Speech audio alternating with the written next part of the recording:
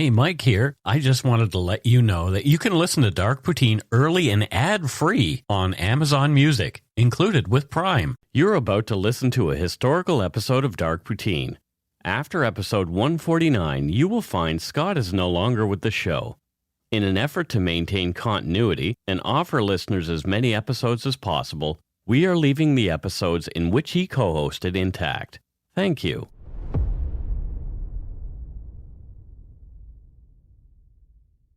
Welcome to Dark Poutine. I'm Mike Brown, creator and host. With me as usual is my good friend, co-host, sound guy, who has a man crush on Ryan Gosling. Oh, come on. If somebody doesn't have a crush on Ryan Gosling, they're the problem. I like him as an actor, but I think you go a little He's too far. Fucking dreamy. Scott Hemingway, ladies and gentlemen. Yeah, come on. I'm not ashamed to say that man is dreamy.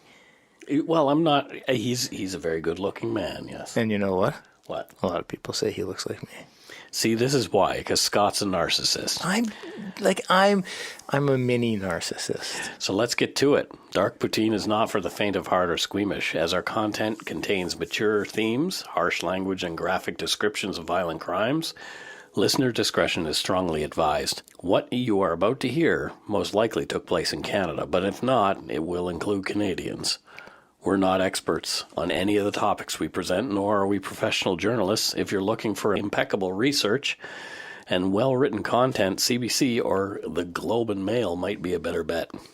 So put on your toque, grab yourself a double-double and an Nanaimo bar. It's time to scarf down some Dark Poutine.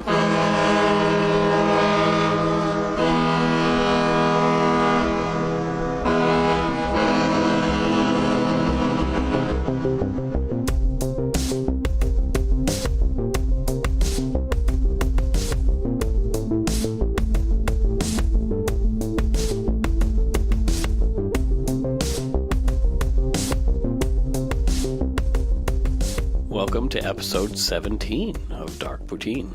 Wow. 17. Yep. 17. Old enough to go and fight for your country.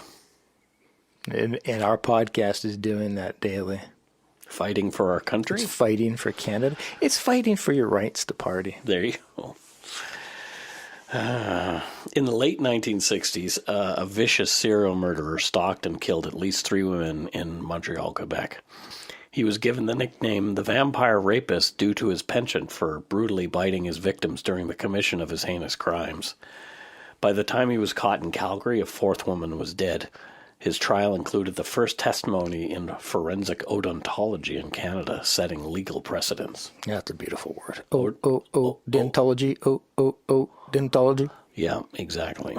It even predated the conviction of another extremely famous serial killer who was put away ultimately on bite mark evidence. And do you know his name? Theodore? Robert. Or Ted. Bundy. Yeah, there you go. One of the most well-known and famous serial killers. Yeah, that's right. Did you know that Zac Efron is playing it? Get out of here. Yes. There are lots of pictures of Zac on set. Wow, I'm very curious. Playing Ted Bundy, yeah. Because I'm not going to say like I'm a fan of his. I can't either say. Well, he's a good-looking man. What's the difference between? He doesn't look like me. Let's face the facts. He doesn't look like me. No, but I don't dislike him. I have nothing against him. But he's never done anything that really appeals to me. But I do like it when Baywatch. I haven't seen it. I do like it when these like classic good-looking, like these generic good-looking people kind of break face. And I would love it if he just nails this role. I would love to become a fan of his from just nailing this role. I've seen some of the photos, and he looks really Bundy. Oh my God, I'm excited now. Yeah, it's pretty great. Wow. I'll show them to you later. Zac Efron's getting Maybe me excited. we'll talk about this a little more in the after show. Maybe you will. Okay, yes. This is the story of Wayne Clifford Boden, the Vampire Rapist. Wayne Boden was born in Dundas, Ontario, to Albert and Laverna Boden on New Year's Day in 1948. The town of Dundas, now a part of Hamilton, is a bedroom community of just over 24,000 people in the quiet valley beneath the Niagara Escarpment. I don't know what that means. An escarpment. like an outcropping of land. And the menting of it. Yeah, just say I'm right. You know, it wouldn't have hurt you to have stuck around school. Yeah, it actually did hurt. Okay. Quite something. Okay. My brain don't like the learnings. The book learnings. No. From most accounts, Dundas is a nice place to live with an old town feel. There are some other, more pleasant notables, other than Wayne Boden, from Dundas, namely folk singer Stan Rogers. Yep, sure. And Dave Thomas. Yeah. Who went on to play Doug McKenzie. That's half of the Bob and Doug duo on SCTV. Like Canadian icons. Absolutely. Bob and Doug are particular heroes of ours. We think Wayne Boden can take off, eh? He's a hoser. Oh, well. So Wayne's father, Albert, was a factory worker. He was strict and cold. Wayne's mother, although uneducated, was very particular about things. She liked things just so and wasn't afraid to speak up if a job wasn't done right the first time. She sounds like a peach. Yeah, exactly what I was thinking. Yeah. A peach of... Yeah, the house had to be clean and chores had to be done on time and perfectly. Wayne was not allowed in certain rooms of the house, in particular the fancy living room, the kitchen, and his parents' bedroom. So you're not allowed in the kitchen. You're a kid. So pretty much your bedroom and the bathroom. Yeah. You can go to. Yeah, pretty much. That's a lovely existence. Yeah. Although not far off from my life, but... Your life wasn't that bad. Your mother is very nice. No, I'm talking about now. I'm like in 2 rooms, living room and bathroom. That's by choice. My childhood was lovely. My mom listens to this podcast, Mike. Come on. That's what I'm saying. Your mother is a very nice person. Miss Hemingway is the best. I agree, Mike. I agree. Yeah. Yeah. What is wrong She's a witch. No, I'm kidding. She's not. She's not. I love her. Oh, my God. So, yeah. The Bodens were not affectionate with each other or their son, and he hated them. Scott's texting while I'm talking. It's very distracting. It's distracting for you. Yes. And also me. Yeah. So I'll stop. Yeah. The Bodens were not affectionate with each other or their son. He hated them. He did not bring his friends around because he did not want anyone to know how things were at their home. Wayne's father ruled the roost, and his mother kept the house in order. It was more like a business arrangement than a marriage. School was a kinder place than home for Wayne Boden. He was embarrassed by his mother so much that he even told his teachers that she was dead so he wouldn't have to talk about her. Jeez, yeah, when you have to get to that point. His mom's dead. Wow. What? Tell us about your mother. She's dead. Yeah. Yeah, that guy kind of ends the conversation. You don't go anywhere from there. Okay, well, bye. And they knew she wasn't dead, but, When a kid's saying that, you don't dig. Yeah. Even with that oddity, Wayne's teachers liked him and thought he was well-mannered and always willing to help out when asked. Okay. Yeah. Some of the other kids thought that Wayne was a suck-up and a teacher's pet. He had to defend himself physically a few times in bloody fistfights, but he was athletically built and was able to handle himself. Wayne played on the high school football team, and the girls thought he was good-looking. But he was painfully shy to the point where he was unable to interact with his female peers at school in any romantic way. I think like most kids can relate to that. But, yeah, I guess. But being that painful about it? Yeah, I had to be drunk. Well, it's true. Yeah, fine. He rarely looked people in the eye when talking to them. Yeah, I had to be drunk. I'm getting concerned. You shouldn't be. No, I always have been. Yeah. Wayne tried to find a career around Hamilton as a salesman and even a model at one point. Interesting. It's like Zoolander, I guess. Sure. Blue Steel. Get the black lung pop. Yep. But when Wayne's father died, when Wayne was only 18, Wayne was done with Dundas. Oh, you're on fire, Mike. Oh. You're on fire. Awkward as he was, he wanted to be away from his mother, and because by now he loathed her. Well, But he already claimed her to be dead, so yeah. I think loathe is not far off of that. Yeah. Yeah. So at 19, Wayne moved to Montreal, where he took up residence as a small but cozy apartment at 1849 Dorchester, number 24.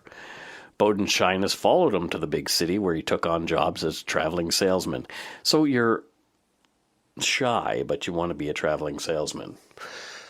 I guess it's circumstantial, and I think it's because he's not trying to meet a lady per se. Like, he's there to do a job, so I think you can kind of turn the switch. Yeah.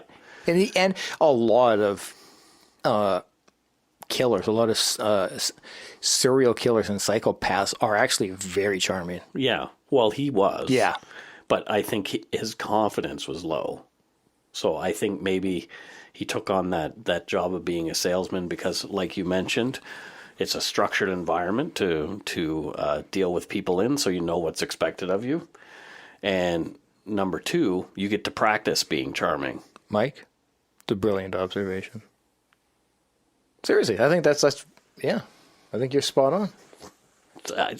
Okay. Yeah, that's a compliment, Mike. Everybody take note. A compliment. Scott just gave me a compliment that seemed actually genuine. Mike? I think that's why I was stricken. Mike, you are a person. Wow. Yeah. That's a compliment too. You're welcome. So anyway, one-on-one he was okay, but in a group he still struggled because I'm like that though too. Yeah. Well, that's what I'm saying. There's a lot of these traits that a lot of us can relate to. But here's where he and us differ. Oh. Other than spending a lot of time in his little apartment listening to music and thinking dark thoughts, which we've also been known to do. Yeah. Wayne Boden murdered people. Okay, that's a bit of a different distinction. That's there. where we kind of diverged. Yeah. So his first victim was his neighbor, pretty 5'2" tall, 20-year-old Shirley Audette.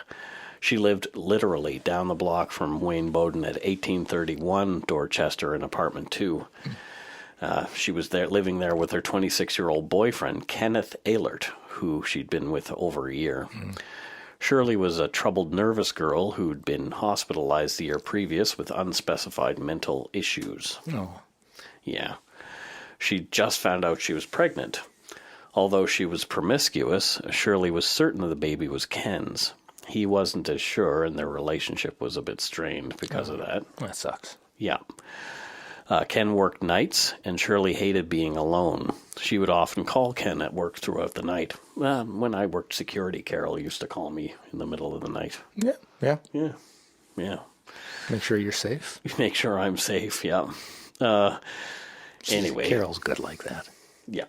The early hours of October 2nd, 1969 were no exception. Shirley called Ken at 3 a.m. She said she'd met a good-looking and friendly man with whom she'd been chatting with that night outside. Yeah. Sounds pleasant. Yeah. Ken called Shirley back at 5 a.m. She didn't answer. Ken came home from work that morning, and Shirley was not in the apartment. He recalled the 3 a.m. phone call and thought she'd probably gone off with the man she'd met. Ken began to worry as the day wore on with no sign of Shirley. Ken called police to report Shirley missing that evening. But they didn't find her. She didn't come home. The next morning, a maintenance man found Shirley behind her building in the dark, narrow alleyway. It was clear Shirley was dead, and the maintenance man immediately turned on his heel and went inside to call police. The police found Shirley fully clothed in the outfit she had on the night before, all except her shoes, which were found in the courtyard behind the building. Shirley was on her back, and her upper body was leaning on the fire escape. Her lower body was on the ground. Shirley was wide-eyed and smiling in her rigor mortis. Oh, boy. A sight that surely shocked the poor maintenance man who discovered her there, and I'm sure the cops were pretty freaked out about that too.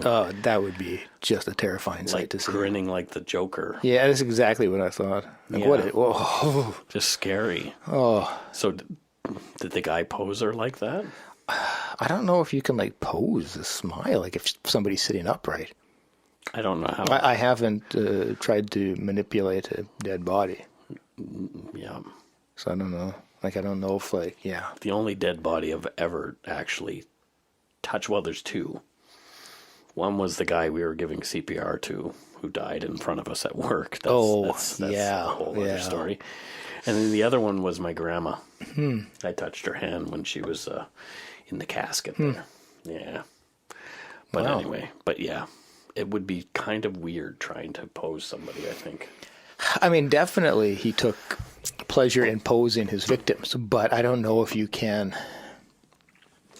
Like, I don't know if a smile is going to stick, but whatever it is, like, oh man, it's just what a horrifying sight. Yeah, and poor lady. Yeah, blood was coming out of her nose, which led police to believe she'd been strangled, and that was verified at autopsy. Definitely, asphyxiation due to strangulation was verified as the cause of death. She'd also been raped. She had no defensive bruises on her body, and there were no signs at all of any kind of struggle. There was nothing under her fingernails to indicate she'd scratched at or attacked her, as many rape victims do. Yeah. And apart from evidence of rape and strangulation, the pregnant Shirley Audette didn't have a mark on her, except she'd been viciously bitten on the breasts to the point of breaking the skin during the attack. Oh, man. And these bites were initially kept as holdback evidence, and these happened while she was alive. Oh man! Yeah. And hearing a few times that she's pregnant, that just destroys me. Yeah. And her poor partner. Yeah. So obviously he was a suspect at first. Oh, he got to be. But he's got the perfect alibi because he's at work and everybody sees him there. Yeah. But still, he comes home that morning, claims he doesn't find her, and the police are obviously thinking, sure. No, for sure. I think that the spouse is typically the first person. Absolutely. Investigated. And Occam's razor usually says that the simplest explanation is the actual explanation. Yeah. Which a lot of times it was, but not in this case because we know it was somebody else. But can you imagine you come home, you can't find your wife, and the next day the maintenance guy out mowing the lawn finds her behind a bush? No. Horrific. Yeah. Oh. Yep. So they canvassed the area, and no one had seen or heard anything. And there's no indication that the cops even talked to Wayne Boden at this time, but they may have because he lived in the area. Yeah. So it could have been door knocking. Yeah, I couldn't find anything specifically on that. Marielle Archambault was a petite 5'5" and 105 pounds. She was pretty, vivacious, 20 years old, and she enjoyed her job as a clerk in the jewelry store. As Montreal has a fantastic nightlife, it's a great place to be single. Marielle spent a lot of her time out after work, partying in the wee hours with her friends and meeting guys. As you should. Yeah, at that age. go have That's fun. what it's about. Exactly. I had a lot of fun, but I don't remember any of it. That's where I met Ryan Gosling. Okay. Marielle came into work gushing about a man named Bill who she'd met the night before. He was dreamy. Apparently he was supposed to come pick her up that day. Bill, who was actually Wayne Boden, came to pick Marielle up from work, but he wouldn't come inside. He stood out on the sidewalk for some reason. Marielle left with Bill. She was never seen alive again by her co-workers. They were worried when she didn't show up for her shift the next day on November 23rd, 1969. Her work buddies called her landlady to have her check in on Marielle. The landlady entered Marielle's apartment and found her clearly deceased lying on the couch. The police observed that there was not many signs of struggle at the scene. Nothing appeared missing. Police thought she had let her attacker in. It looked as though Marielle had been posed where she was found with a pillow under her feet. Marielle was wearing a green blouse, now missing 3 buttons, and brown pants underneath her housecoat. Blood was evident on her cheek. There were bloody bite marks and blood smears on her neck and right breast. So again, we've got Mr. Bitey Pants over here. This man is so sadistic. Like, he's posing because he wants to impact the people who have to come and see this. He's trying to put on a show. He wasn't like Danny Rolling, though, like posing a chopped off head. No, but this posing was more, it looked like he was,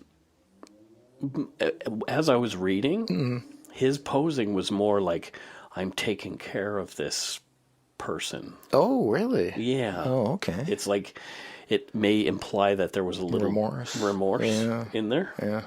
Oh, okay. Yeah, it's interesting. So, like, putting her feet up on a pillow. Making her comfortable. Yeah. It wasn't like he was splaying her. Oh, okay. Okay. But as this goes on, that does tend to change as well. Oh, charming. Yeah. Anyway, she had been strangled with her own nylons. Upon searching her apartment for clues, police found a picture balled up in her dresser, and it was a picture of a man. Her neighbors and family didn't recognize the man in the photo. Her friends from work identified the man in the photo as the one they had seen on the sidewalk who'd left with Marielle the last time they'd seen her. Oh. They were sure that was Bill. Oh, positive? They were absolutely positive. Is that eyewitnesses are never wrong? Never wrong, not once.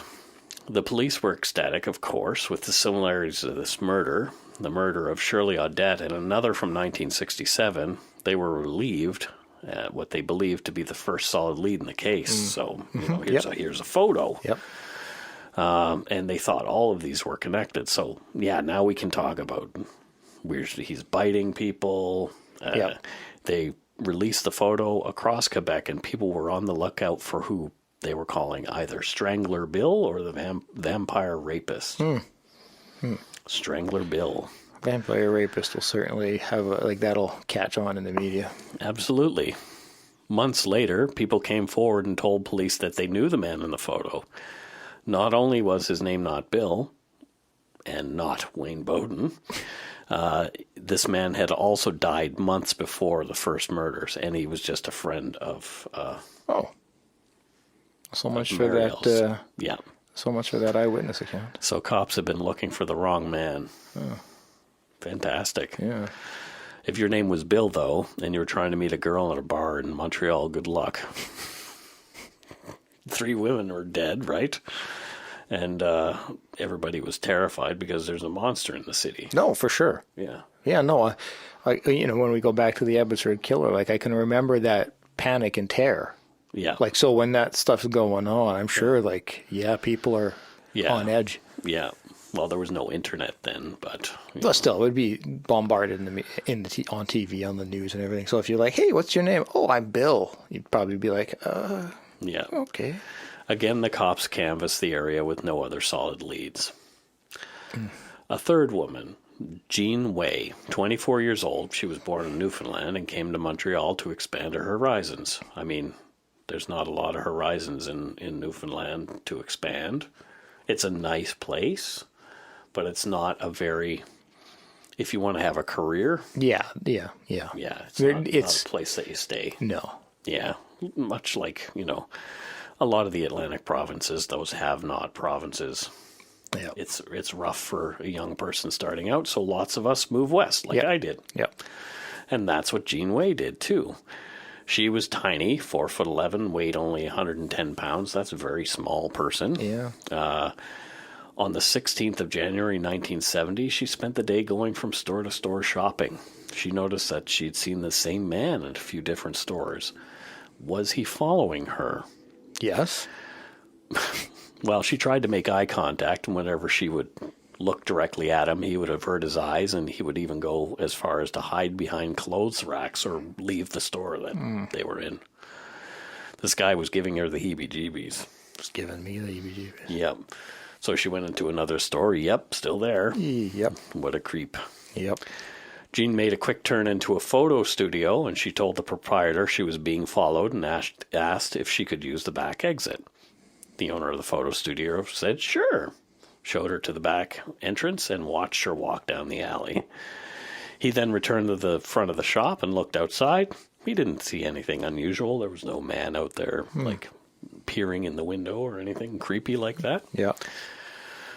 And he forgot about the encounter until he saw Jean's photo in the paper a few days later. Oh, man. Can you imagine? Oh. It's like, oof. No. He could have gotten a glimpse of the killer, but he did not. Well, you're not really going to be thinking, oh, this girl's probably going to be dead. No. So you're just like... Okay, so if I'm working in a place and somebody walks in and says, like, I'm really terrified I'm being followed... Yeah, but remember... I would say, you know what, stay here. Let's call the police.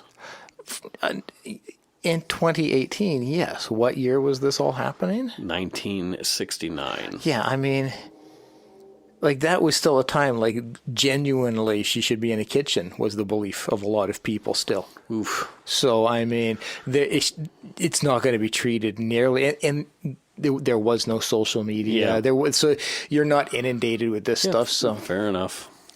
2018, if this sort of happened to me, somebody were to come into, I don't have an establishment, but if they did, and if I'm being followed, what do you need? Would you like us to call the authorities? What can we do for you?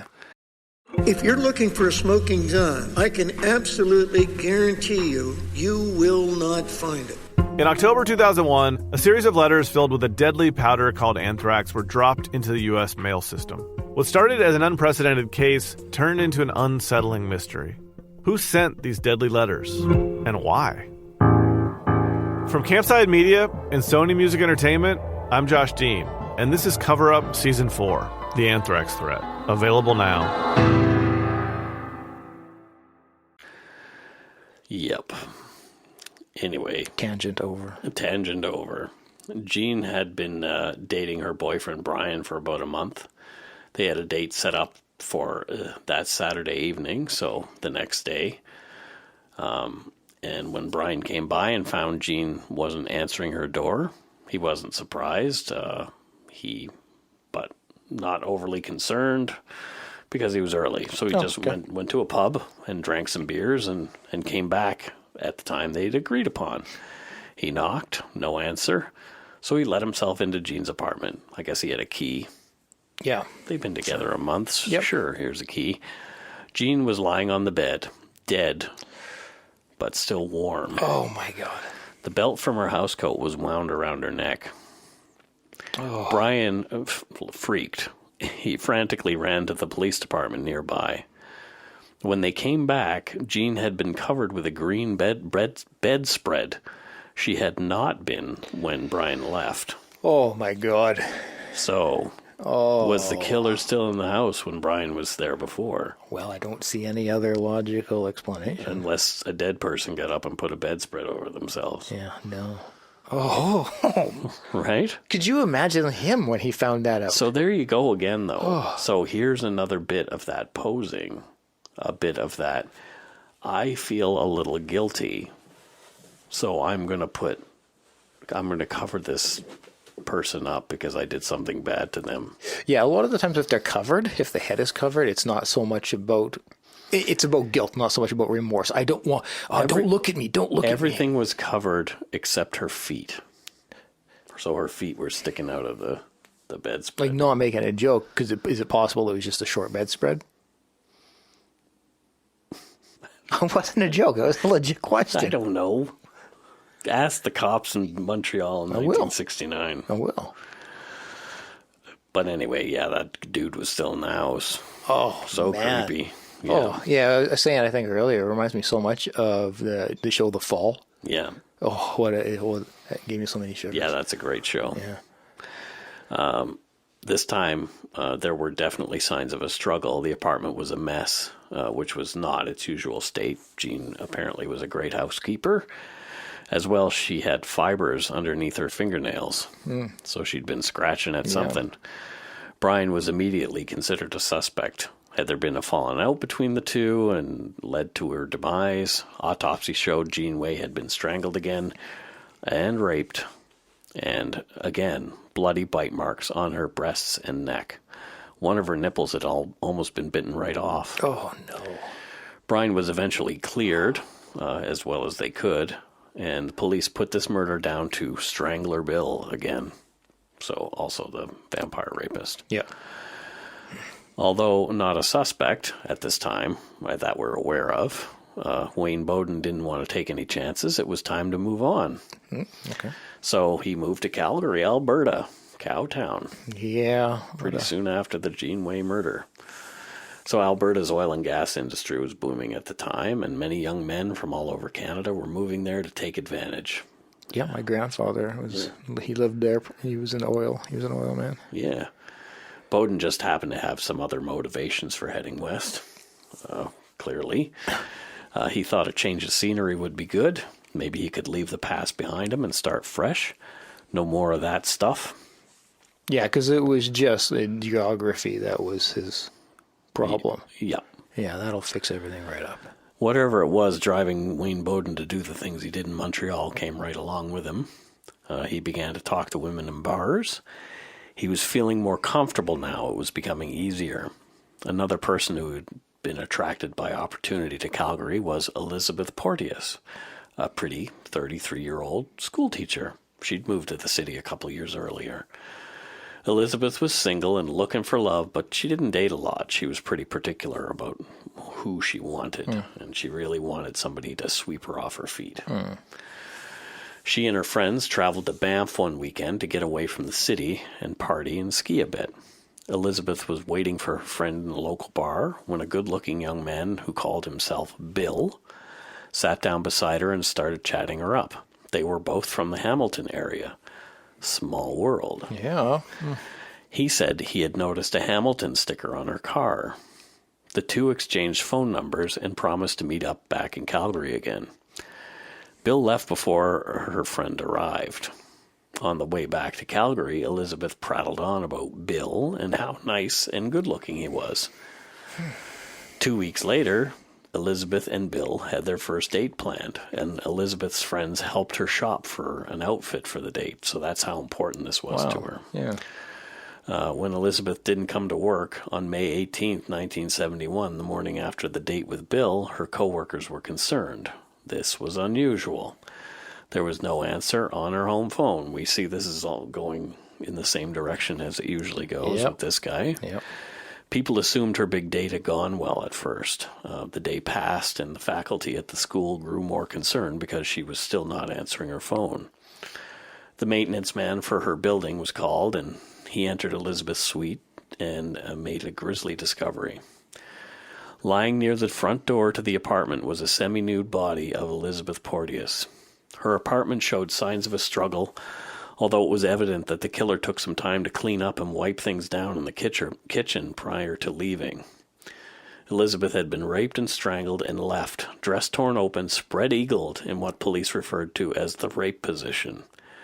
One of the buttons of Elizabeth's dress was missing. The others lay nearby, torn from the dress during the violent attack.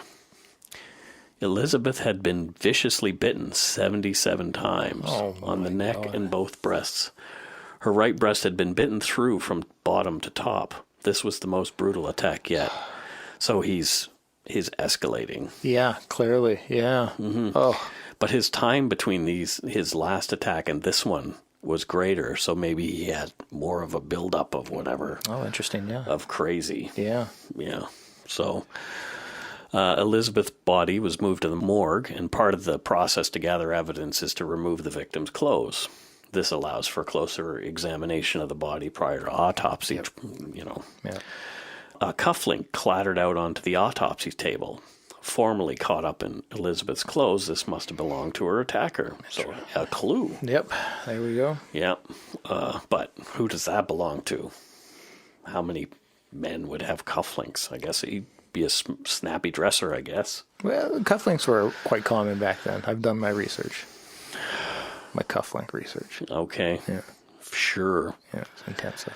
The police began to question Elizabeth's friends and co-workers right away. Quickly, they learned about the mysterious young man, Bill, Elizabeth had met in Banff and with whom she'd had a date the night before her disappearance. This is where the break finally came. Oh, good. A fellow teacher from Elizabeth's school had been driving with his wife the night before. They pulled up beside a powder blue Mercedes. That's kind of a weird color for a Mercedes. And it had a horse or bull bobblehead in the back window. Not the typical car one would see in Calgary at the time. The teacher and his wife took notice. Driving was a good-looking, well-dressed young man in his 20s with long sideburns.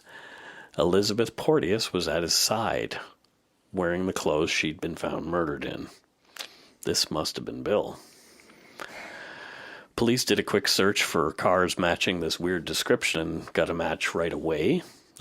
Just a block away from Elizabeth Boden's apartment. The registered owner, Wayne Clifford Boden. And so I have written here in my notes the word followed with a question mark. Yep. So I think this guy stalked his prey. He has shown that tendency, the girl in the mall. But yes. But I also think because he lived just a block away from this victim, Yep. he actually had seen her prior to their meeting in Banff. In fact, I think he followed her all the way there. Yeah, it would be difficult to, like, how would one, without introducing yourself to that person, how would one find this all out? But it's way too coincidental, man. Right? Like, same time. Yeah, in a from block, the same place to, like it. like a block away. Like, yeah, my gut tells me that there was some premeditation. Absolutely. Yeah, like I think he was watching her for an extended period of time. Yeah. And maybe this is why his attack was so brutal, because he was stalking her for such a long time. It's an interesting theory. I think there's a lot to that. Yeah. I'm reading Mindhunter again right now. Oh, okay. Here we go. All right. Yeah. But that's just neither here nor there. I'm reading two. I'm reading the Robert Ressler one too. Yeah. Whoever Fights Monsters. That one's really good too. You're pretty much a qualified. No. Yeah, you are now. No. Qualified, yeah. Anyway, police staked out Boden's place, and soon enough he drove up. The bobblehead was nodding away as his car pulled up, as if to say, "Yep, this is your guy." Oh, man. Wayne Boden was brought to the Calgary police station for questioning. When confronted with the evidence, he claimed he knew Elizabeth Porteous, but denied having killed her. Yes, the cufflink was his. Apparently it was passed down to him through his family, so he probably wanted it back. But he said he must have dropped it when he was at her home that evening, so she had willingly let him in. Boden was arrested on suspicion of the murder of Elizabeth Porteous, but vehemently denied hurting her. The cops knew they needed something else to prove Boden had done the deed. What about the bite marks? Mm-hmm. Forensic dentistry had yet to be tested in the Canadian criminal court system, so they reached out to Gordon Swan, a local orthodontist. Yeah. And the FBI, who steered them to a forensic odontologist in the UK who had been involved in a few cases there. Oh, okay. So, for some reason, Boden consented to allowing Gordon Swan to take bite impressions. Well, I think at that time, if that wasn't a proven... Yeah. Like he's probably thinking, sure, why? It's whatever, quackery. Go ahead. Well, if he had a lawyer, his lawyer probably would have said, don't do that. I don't think he had a lawyer at that time. I don't know. Huh? Well, it's really hard to find enough on these older cases. Yeah. Like this one's almost 50 years old. Yeah. Much like your host. Ew. Oh boy. But anyway, so the Calgary police reached out to Montreal police because that's where Boden's from. Mm-hmm. You want to see if he's got a record. Yep. There's no internet. Nope, there's no... You can get mail, but let's pick up the phone and have a conversation. File systems were literally files. Yeah, there was paper. Shared databases. That's right. VICAP did not exist. Nope. So the cops in Montreal said, nope, this guy doesn't have a record. However, we are very interested in the MO and the signature. So MO, strangulation, strangles his victims, Yep. signature, bites them, Yep. and poses them. Yep. Oh, they're very clear signatures. Yeah. So they really wanted to have a look at this guy from the cops in Montreal. So as they were looking through his apartment, they found the missing button from Elizabeth Porteous's dress. And I paused there because this particular thing really gets to me, as well as the dental impressions came back and matched Boden as well. Not a surprise. Yep. He's the dude. Yep. And he did confess at the time. Oh. But he recanted his confession, saying it was coerced, and pled not guilty when they went to trial. Oh, okay. However, the trial lasted only 2.5 days. The prosecution presented the bite mark evidence, stating the impressions matched Boden at 29 points.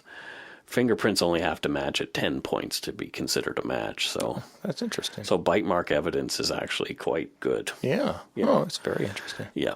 The jury concluded in just over 2 hours that Wayne Clifford Boden was in fact guilty of the murder of Elizabeth Porteous. Good. Good. Yes, good. I'm glad we have finally a murderer being convicted. Yes. Sometimes we end up going in a different direction. And it drives me bonkers. Every single time. The judge sentenced him to life in prison. Boden was returned to Montreal and convicted of the 3 murders there after confessing, and he received the same sentence 3 more times. At first he claimed he would black out while committing the murders, but later spoke about them in more detail, saying his motives were sexually sadistic. He enjoyed inflicting pain and tasting blood. Apparently the tasting of the blood turned him on. Oh, my God. Yeah, it's like he knew he had hurt somebody. Yeah. You know? Oh, what a psychopath. Yep. So here's where I paused before talking about this button. And Boden had taken the button from Elizabeth Porteous's home and kept it in his bed as a trophy. He would fantasize about what he had done to Elizabeth while fondling the button. Fans, let's not push for a fondling of the button shirt. I think Scott fondles the button. Oh, my Lord. Well, we don't need to get into my private life, Mark. You called me Mark. I did, yeah. Holy shit. Yeah, we got Matt, Mark. You threw me off with my fondling of the button. Is that what it's called now? Hey, what did you do last night? Well, I spent the night fondling the button. Oh, God, yeah, but if we put that on his shirt, like, I know what it's from. I know it's this disgusting human. This disgusting serial killer. I couldn't feel comfortable with that. Well, fondling the button. Who knows? Yep. Anyway, this guy went to prison. Thank God. Kingston Penitentiary, the big house. And he began serving his sentence on February 16th, 1972. However, the story of this turkey doesn't end here. Wayne Clifford Boden did some more stuff. He's in jail. Well, 12 years into his sentence in 1984, Boden slipped away while on a day pass using a credit card he had somehow obtained from American Express while he was incarcerated. What the fuck? Everything about that sentence is wrong. He escaped. While out on a day pass. So you have a serial killer on a day pass. 4 victims. Who has a credit card. That he acquired in jail. Yes. Oh, to be alive in 1972. Well, it was 84 when that happened, though. You were alive by then. Yeah, well, I was, sure. Shit in your pants. I was 10. Still shit in your pants, I'm sure. Let's not get into it. So anyway. Wow. That's right? That is just all bonkers. So he was discovered, so he got out, and he was out for 36 whole hours. Oh, my God. In Montreal. And where did they find him? Having lunch and chatting with a woman over drinks at the Mount Royal Hotel in downtown Montreal. Holy shit. So this woman came very close to... No kidding. Right? Oh, had it been 48 hours, who knows what have... Yep. Oh, my God. Yep. Could you imagine her when she found out who he was? I can't just let... Traumatized. She had to flip her wig. Yeah.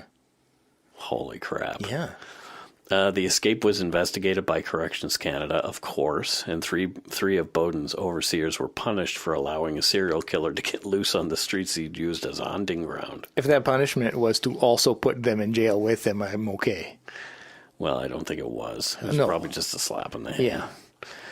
American Express also did an internal investigation for much the same reason, to ensure that never happened again. And then found out that 1/4 of their clients were in prison. All in the big house. Boden, a dangerous offender, somehow was granted minimally supervised day passes away from prison.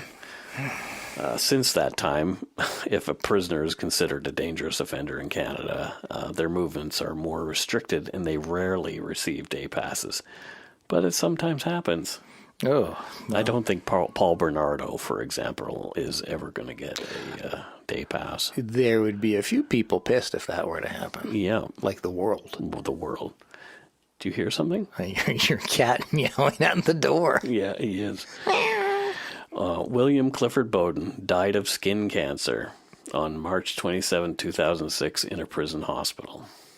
I wish he would have died from punched in the face cancer. Yeah, well, maybe it was. I hope so.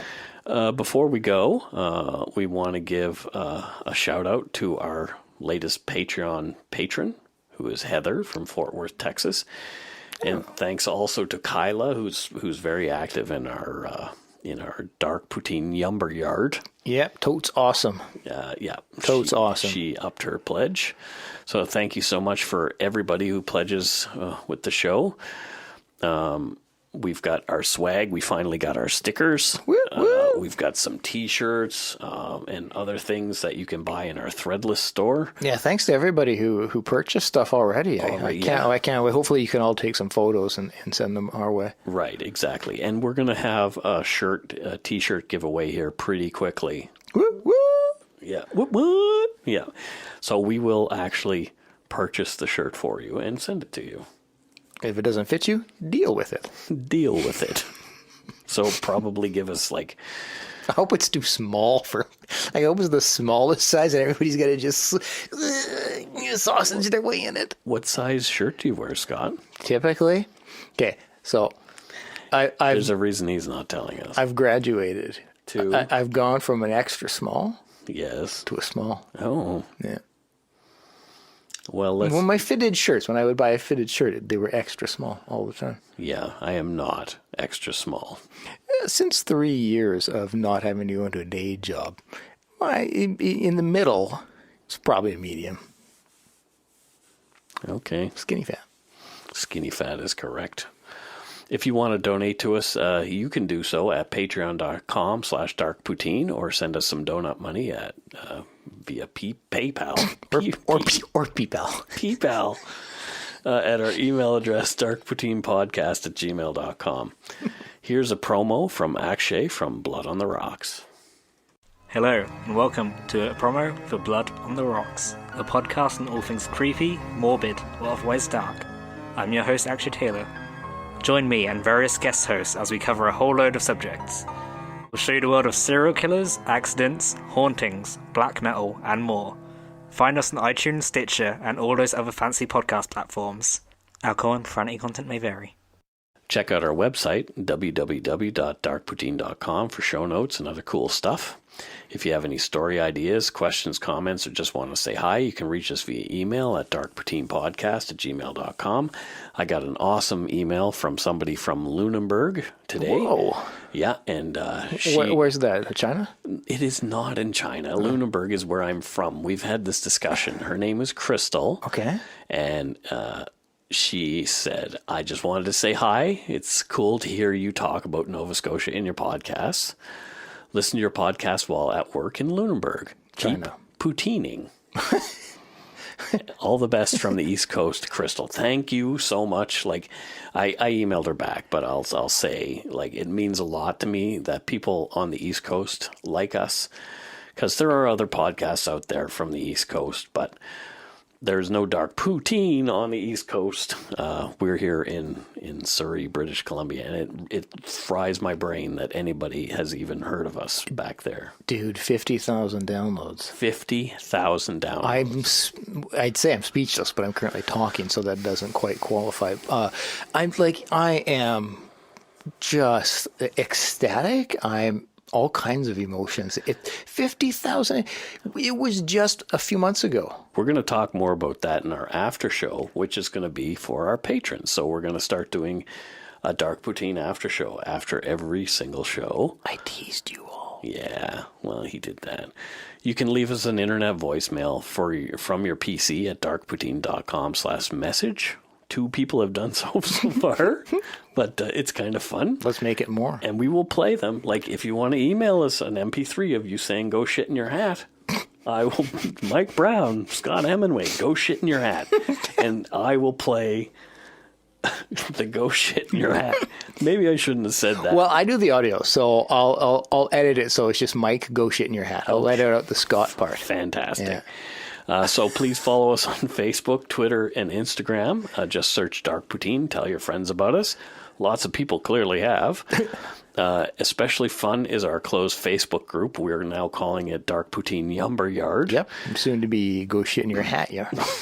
I don't know. No. Maybe we should have a go shit in your hat t-shirt, though. Sure.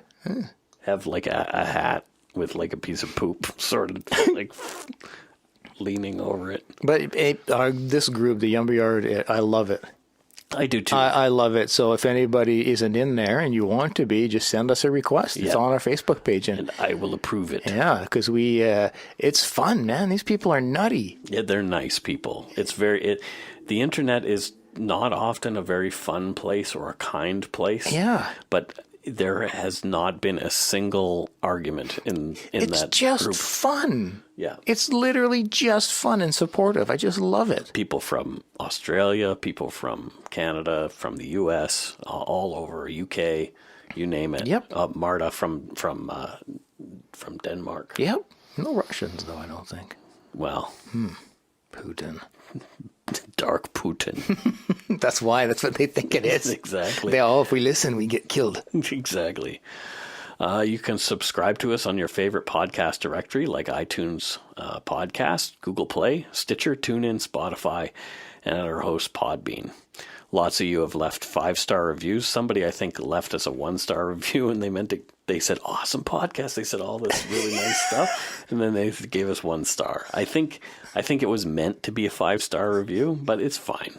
Maybe they operate on a different scale. Like 5 is terrible, 1 is the best. I don't know. I guess so. It could be. Thanks for the kind words, though. The words were very kind. So anyway, every little bit helps. We will be still chatting in our Dark Poutine after show, but that's for our patrons. So pay up, monkeys. Exactly. Anyway, don't forget to be a good egg and not a bad apple. Bye-bye. Thanks for letting us fill your ears with some Dark Poutine. Ciao.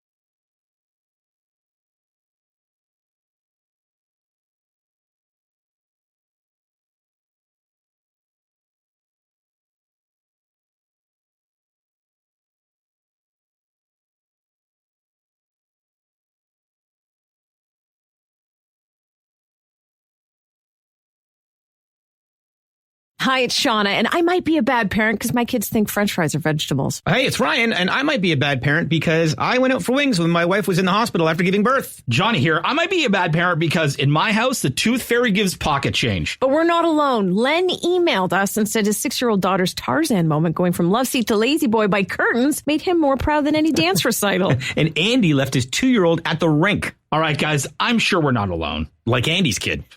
For stories and confessions like this, make sure you check out our podcast. It's called Bad Parents, and it's available wherever you get your podcasts. I left a glove at the rink.